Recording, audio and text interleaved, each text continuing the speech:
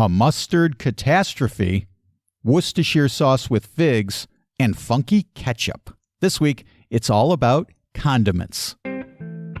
Traveling the world to bring you delicious dishes, tasty beverages, and interesting experiences. This is the Destination Eat Drink Podcast on the Radio Misfits Podcast Network. I'm Brent Peterson. Welcome to Destination Eat Drink, the travel podcast for foodies. This is where food and travel come together at destinationeatdrink.com, on the Destination Eat Drink YouTube channel, and here on the Destination Eat Drink podcast. This week, we're talking condiments with author Darra Goldstein. But first, if you enjoy the Destination Eat Drink podcast, I've got a lot more food and travel for you at destinationeatdrink.com. I just published a story about a Portuguese donut and how it's linked to JFK. You can read that at destinationeatdrink.com/blog. I also just posted a new video. This one's about the delicious pastries of Beja, Portugal, including one shaped like a pig. You can see that by clicking on the video tab at destinationeatdrink.com or by going to YouTube at Destination Eat Drink 946. Darra Goldstein is the founding editor of Gastronomica and the author of Beyond the North Wind, Russia in History and Lore, which was named one of the best cookbooks of 2020 by Forbes.com, Esquire, and the Washington Post. Her latest project is a 6-volume set called Preserved, which she co-wrote with Courtney Burns and Richard Martin. Condiments is the first volume and is available wherever books are sold. We talk about red hoisin plum sauce and its origin as a fish sauce, the fascinating story of ketchup, the Georgian version of salsa, and purifying the house with black salt. Okay, I'm starving, so let's eat. Destination Eat Drink.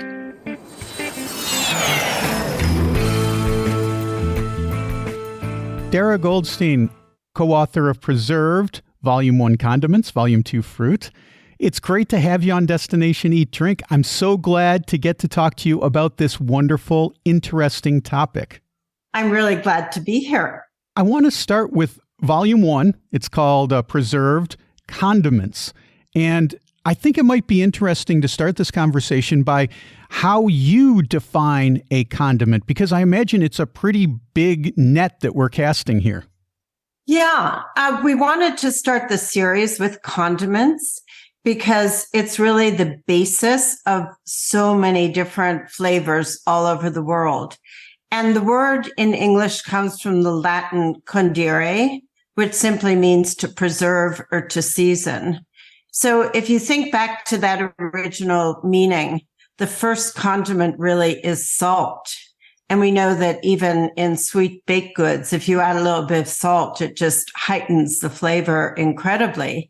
If you're trying to preserve foods, it draws moisture out of them. And so it enables something that might otherwise rot to last a lot longer. I'm talking to you from Portugal, and salt is super important here. Where we live, it used to be 2,000 years ago, it was a Roman outpost. 2,500 years ago, it was a Phoenician outpost.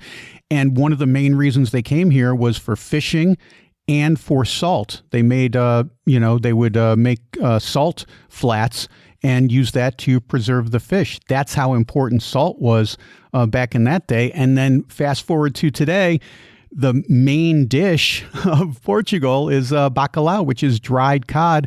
And how is it preserved? With salt. Yes. So that is the most perfect example. So since that original use of salt, the word condiment has expanded into referring really to any savory, piquant, exciting, zesty accompaniment to a basic food that will bring it to additional life.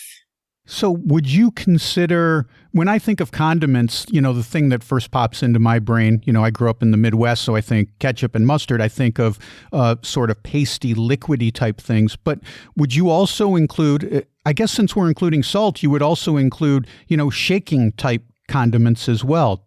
Does that fall under your category of condiments? Yeah, I think that we're trying to conceive of condiments pretty broadly. as anything that adds this additional flavor, but also something that has been where you've taken the original ingredient that you're using and processed it. Process not necessarily being a bad word as in processed foods, but worked with it to turn it into something else that is long lasting. And I also just want to add, since we're talking about condiments broadly, one of the great joys of working on this book was just thinking about how cultures throughout the world have their own condiments, which are very culturally distinct and symbolic. And I think that's a really beautiful thing because you can understand cultural identity if you are interested in food as you are and I am, and I know your listeners are. You can really zero in on that through looking at the condiments that different culinary cultures use. Great point, Darra. You know, the mantra of this podcast is food is culture, culture is food. And, you know, I brought up the condiment in a shaker because a couple of years ago I had CJ Chenier on the podcast. He's the Crown Prince of Zydeco. He's a very well-known Zydeco musician from Louisiana. And he told me that when he travels around on tour, him and the band, he doesn't go anywhere without Tony's Creole seasoning. They put it on everything, and he makes sure because he doesn't want to be caught without. So it got me to thinking, you know, you wrote this book about condiments. Do you ever travel with condiments? You know, I love that question, Brent, but I have to say I don't. And there's a simple reason for that. I think I tend more towards the liquid condiments. And with, you know, all the restrictions on what you can bring in your luggage, or even if it's a really tiny bottle of a hot sauce, like those mini bottles of Tabasco, which honestly isn't my favorite, but I don't want to travel with anything that's going to call attention to myself or what else is in my luggage. But the real reason is that part of my joy in traveling is to experience new flavors and things that I don't know. So even if I have a beloved condiment, I don't want to take a piece of myself and my habits with me. I want to shed them when I go someplace, and I might find myself longing for, oh, I wish I had a little bit of this or that. But mostly I want to immerse myself in what I'm encountering in another place. So no, I don't bring any with me. One last thing that I want to talk about condiments in general, because you brought up, you said Tabasco, not really my favorite. Fair enough.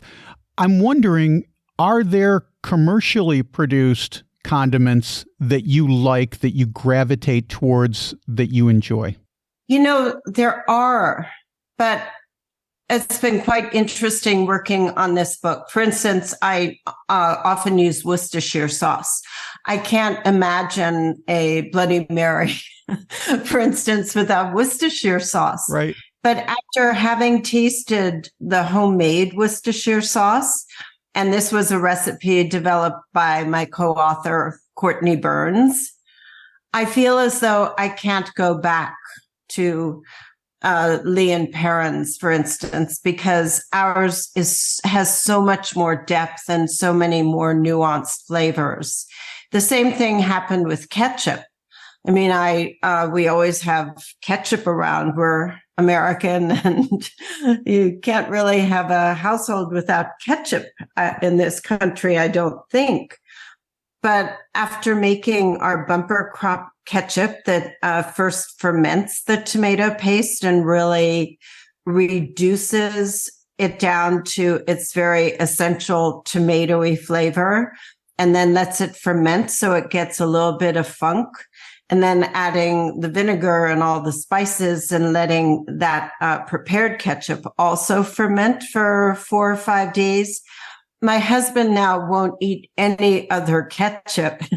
And so every summer, it's like scrambling to get the tomatoes from the garden, they have to dehydrate into the paste over several days. It's really a production, but the end result is truly awesome. And so I feel like it's brought me back to certain essential flavors, but also to older methods of past times when preserving wasn't the kind of luxury it is for us now. Now it's more of a project, and it's something we do as an enhancement, as opposed to something that we absolutely have to do in order to survive, at least for, someone like me, living a pretty privileged life in 21st century America. So I feel like it connected me to the past, and that's been quite beautiful. When we lived in Rhode Island, we had a decent sized piece of property, and we had a little hobby farm there. And one of the things that we did with our tomatoes was to make our own ketchup. And my girlfriend, she had this recipe that I loved, where she, it almost added an Indian flavor to it, because she would add cardamom to the ketchup. Oh. And it was divine. But I'm a big ketchup fan. I love it. And I think sometimes ketchup is kind of looked down upon as low class by foodies, but it's to me, it's one of the perfect condiments, because you got sweetness, you've got umami, you've got some sourness from the vinegar, and I use it in marinades all the time. But I was fascinated reading your book on the history of ketchup. There was so many interesting events, and one of them I remember because I was in high school in 1981 when Reagan tried to classify ketchup as a vegetable, and he kind of became a laughingstock on. I remember Johnny Carson making fun of Reagan relentlessly over that. But some of this other stuff I wasn't aware of, like the ketchup war in Canada. Can you talk about that a little bit? Yeah. So people think, or many people associate ketchup with America, but your story about the cardamom that your girlfriend was adding to the ketchup, ketchup actually was encountered by British sailors, in their colonial quests in Southeast Asia, and brought back to England. And there it became a very chic condiment, particularly in the 18th century. And the original ketchups that people were making were from mushrooms. We have a recipe for that in our book. Green walnuts, oysters. If you think about Chinese oyster sauce, it doesn't taste particularly like oysters. There's sort of this aftertaste. So they were using ingredients that they had easily accessible. Tomato ketchup didn't become a thing really until the 19th century. And the very thick stuff that we know and love was late 19th century. So it's not even that old as a condiment, if you think of it in relative terms. What happened in America is that I think ketchup was better, I guess is the gentle word that I would choose, until they started adding high fructose corn syrup to it instead of cane sugar. In Canada, it is still made with cane sugar. And we live about 4 hours from Montreal. So sometimes we go there when we can't go to Europe, let's go to Montreal. We'll feel like we're in Europe. And we would always bring back a jar of Heinz ketchup from Canada because it tasted so much better. But there were these ketchup wars in really not that many years ago. In 2014, Heinz closed a big ketchup factory that was in Ontario, Canada, and a lot of people lost their jobs. And there was tremendous anger that was exacerbated simply because, it was an American country, and there's tension sometimes between Canada and the States. And so what I think is a really nice ironic twist is that French's, the French's company, which is known in the United States for making mustard. French's moved into the Canadian market to make ketchup. And of course, mustard and ketchup are the big rivals. But they made their ketchup and marketed it as being all Canadian. So the tomatoes came from Canada. Everything came from Canada, though I doubt that all the spices originated there. And in 2018, there was still enough anger against American ketchup that a tariff of 10% was levied on all ketchup that was imported from the United States to keep the Canadian ketchup market strong. So those were the Canadian ketchup wars. Fascinating. You mentioned Worcestershire sauce as well, and this reminded me, talking about ketchup and Worcestershire sauce, when we were in Berlin, we got a dish called currywurst. And the sauce that's made with is ketchup, Worcestershire sauce, and curry powder. And it's so good that I still, to this day, will add a little sprinkle of curry and maybe a little Worcestershire sauce and stir it up with my ketchup just to dunk in my French fries or whatever. I love it. Oh, so I love currywurst too. And have you ever read the German novel, The Invention of Currywurst? No, but it sounds great. Yeah, it's very short. It's really more of a novella. And the author is Uwe Timm, Timm. And it is about post-World War II Germany. And it's really good. I recommend it as you're eating your French fries dipped in currywurst sauce. It's so good. Speaking of Worcestershire sauce, I love your recipe in the book for Worcestershire sauce. You include figs in your Worcestershire sauce, which totally makes sense when you think about it, but it was something that I never conceived of before. Is adding figs, is using figs in your recipe, is that a new or traditional idea? Because I don't think I've ever seen figs listed as an ingredient in a commercial Worcestershire sauce that I've seen, at least. No, but you might find raisins, and it's basically to the same effect. Oh, yeah. So it's giving a fruitiness to it and a slight sweetness. So that's really, our recipe calls for just 2 tablespoons of them, but that's what that does. So we also use molasses for a bit of sweetness, gives it just the tiniest bit of a fruity edge. The recipes in this book are phenomenal, and I can't wait to start digging into them even deeper. But you mentioned ketchup and mustard going together, the French's company. And in your book, you talk about the great mustard catastrophe of 2022. I was around in 2022, but I don't remember this. What was the great mustard catastrophe of 2022? That's probably because you weren't living in France. Okay. I wasn't either. I think that was still when the pandemic was raging. But when I read about it in the paper, I think it even made the New York Times. I thought, oh, this is so interesting because it shows how deeply embedded in a culture a condiment can be, and how in many ways we don't really think about the foods that we eat. We just kind of accept them and love them or hate them.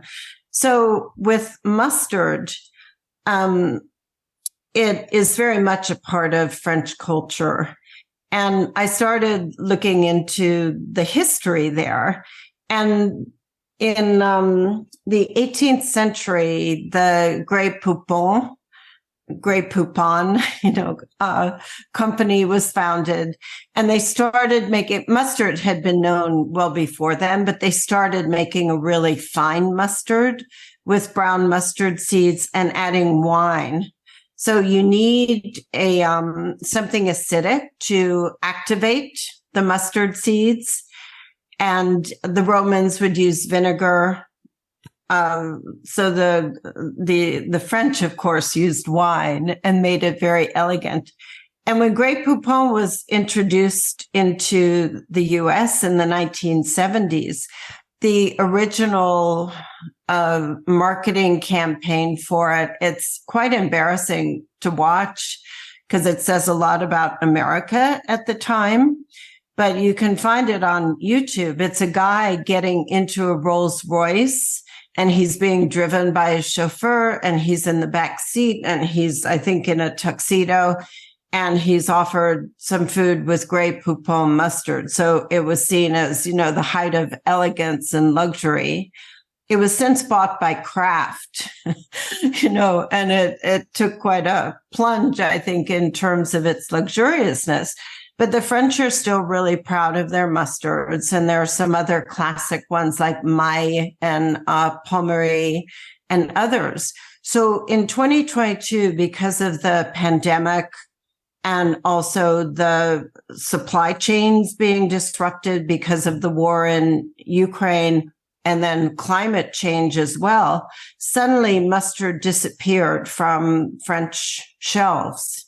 There was a real run on the remaining mustard, and then it wasn't available. And what the French, they were horrified and really distraught. And what they discovered was that the mustard seed was not being grown in France. Most of it came from Western Canada. The great prairies there. And because of drought and the supply chain disruption, they weren't getting the mustard seed to make the mustard. So that really caught people up short. I think you can't overstate the importance of mustard in French cuisine. I just remember the first time we were in France and went into a big grocery store and there was a whole aisle dedicated to different kinds of mustards, different methods of preparation and different brands. And I just love, one of my favorite things is just to go into a grocery store and see what folks are, what they're eating, what they're enjoying, what they, what kinds of things are different that they get and sampling it. And we brought home a bunch of mustard with us. I didn't think going to France we would end up with a suitcase full of mustard, but sure enough, we did first time we went. Oh, good for you. Speaking of something taking over a grocery store aisle, red plum hoisin sauce. I don't know exactly when it happened, but now you go into the Asian aisle in an American grocery store or you go into an Asian market and red plum hoisin sauce is everywhere. When did this happen and when did this become so popular? I can't pinpoint it, but I think that at least in the United States, Asian food is now pretty mainstreamed and people are quite familiar with it. And they're wanting perhaps a little more nuance in the choices that are available. So commercial companies have gotten in on the act so that they can sell to a broader public and not simply in stores that are catering to Asian populations like H Mart or some smaller mom and pop stores.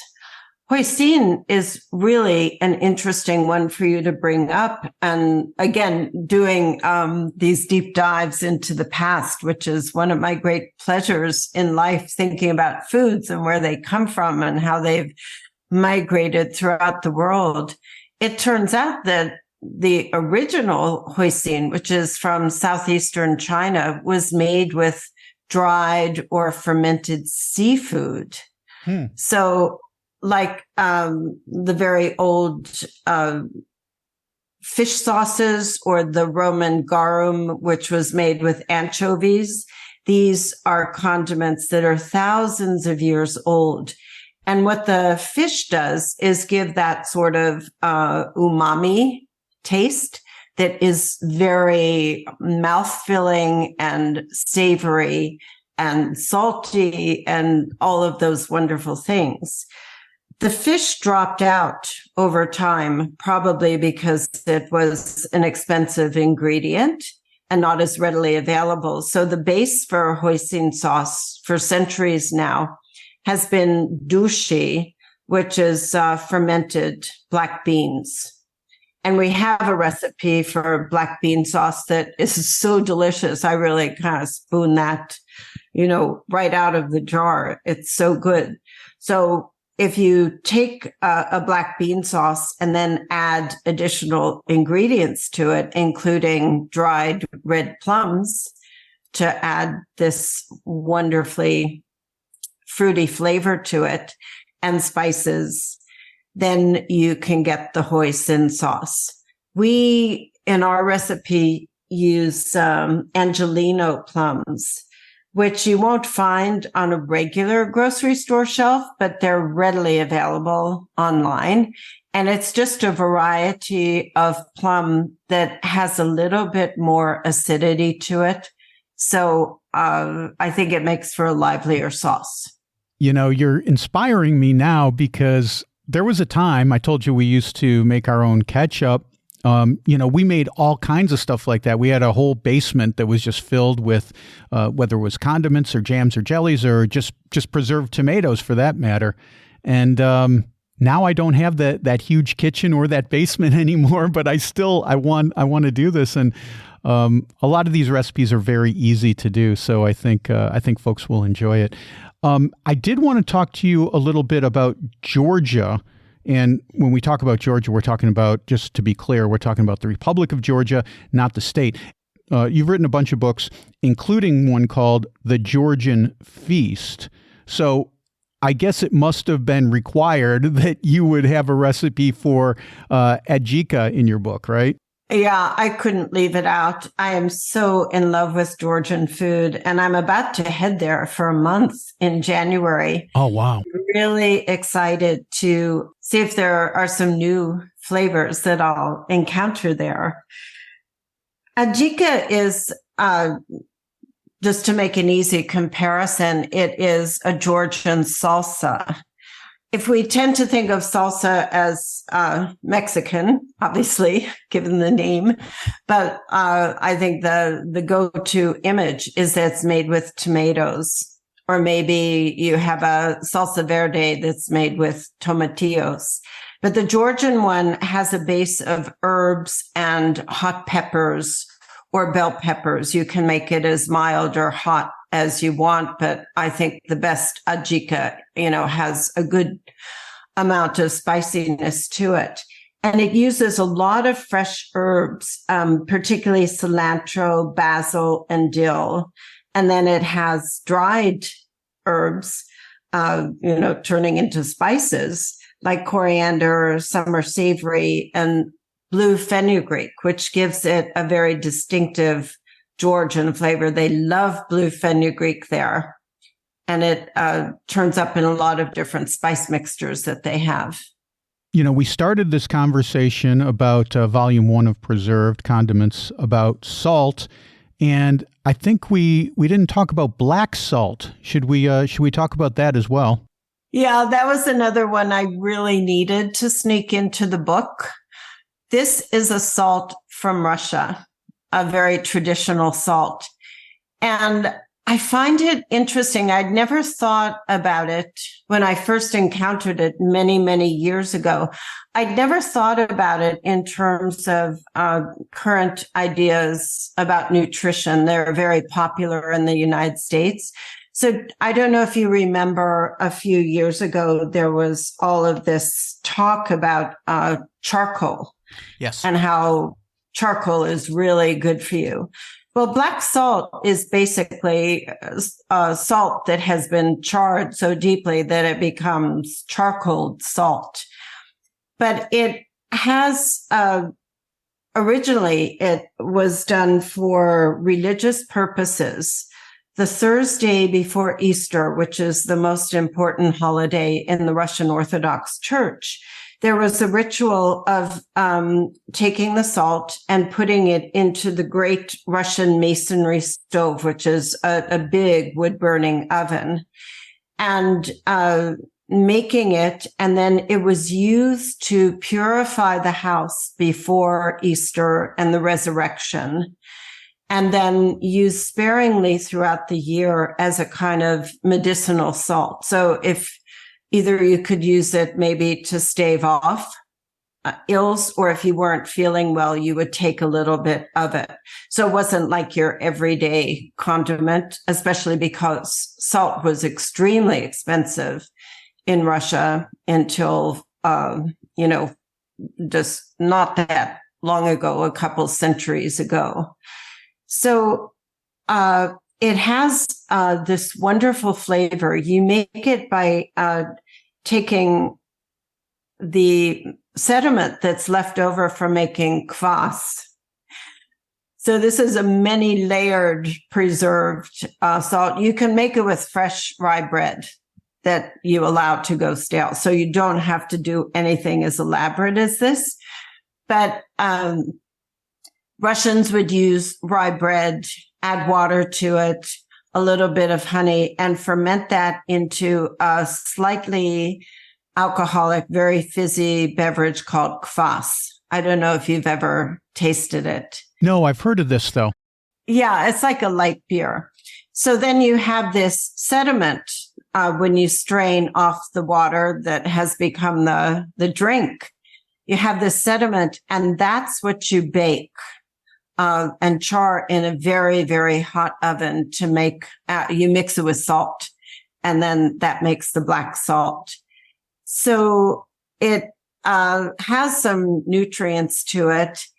For this recipe, we added kombu, which is a dried seaweed. They make it this way in the Russian north, but you can also make it with oats. I have a recipe for an oat-based black salt in my cookbook, Beyond the North Wind, which is all about the cooking of the Russian north.